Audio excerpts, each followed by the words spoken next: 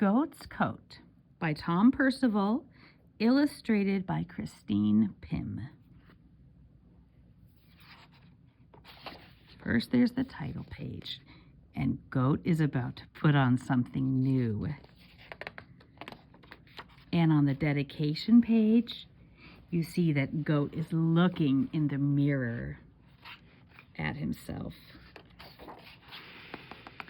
Let me tell you the tale of Alfonso the goat, who was terribly proud of his lovely new coat. It had bright, shiny buttons all made out of glass, and a collar the color of freshly cut grass. Those are his neighbors. People turned to admire Alfonso as he walked by. "What a marvelous coat," he heard someone sigh. Alfonso was happy. He pranced and he skipped. Then he heard a sad noise croaking out of a ditch. Deep down in the ditch was a family of frogs. They used to live in an old mossy log. But the log wasn't there. It had rotted away. And the frogs from the log had nowhere to stay.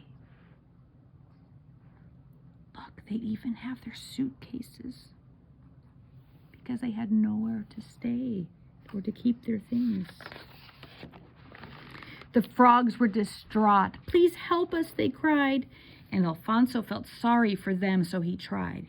He unpicked some stitches upon his new coat and, using the fabric, helped make them a boat. The frogs were delighted. He'd just made their day. "Oh, thank you," they croaked as they all sailed away. Alfonso's new coat didn't look quite so smart, but he felt a warm glow in the depths of his heart. He clipped happily on till he came to a shed.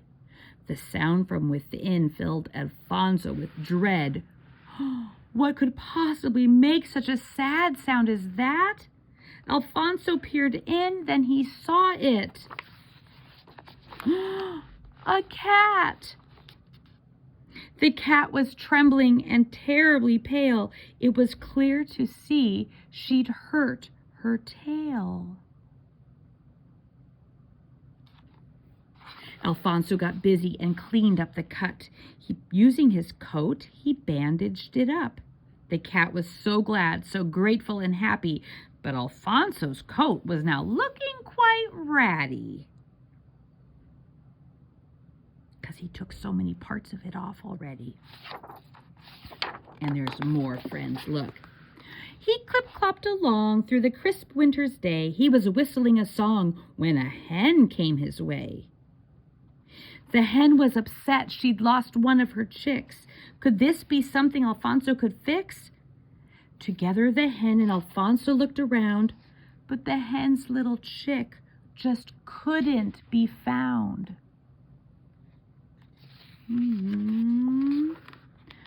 Then somewhere up high, a voice cried, "Help me!" And there was the chick stuck up in a tree. So Alfonso removed even more of his coat. He tied it together to make a long rope. He gritted his teeth and climbed up like a rocket. He came down again with the chick in his pocket. Alfonso's new coat was now looking a mess. Still, what's done is done, and it was all for the best. As Alfonso walked on, there were more problems still. But he helped solve them all with his coat and his skill. Alfonso's new coat was now just a few threads, but he thought of the good deeds that he'd done instead. The weather grew colder and snow fell all around. Poor coatless Alfonso trudged back towards town.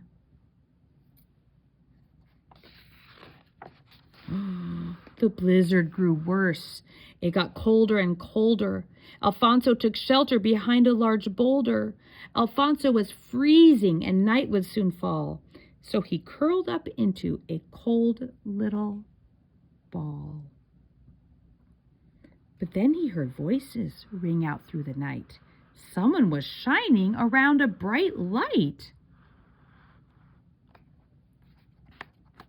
Do you have any guesses who it is? Here came the frogs, the cat, and the hen. He wasn't alone. He'd been found by his friends.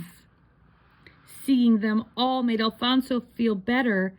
And not only that, they brought him a sweater.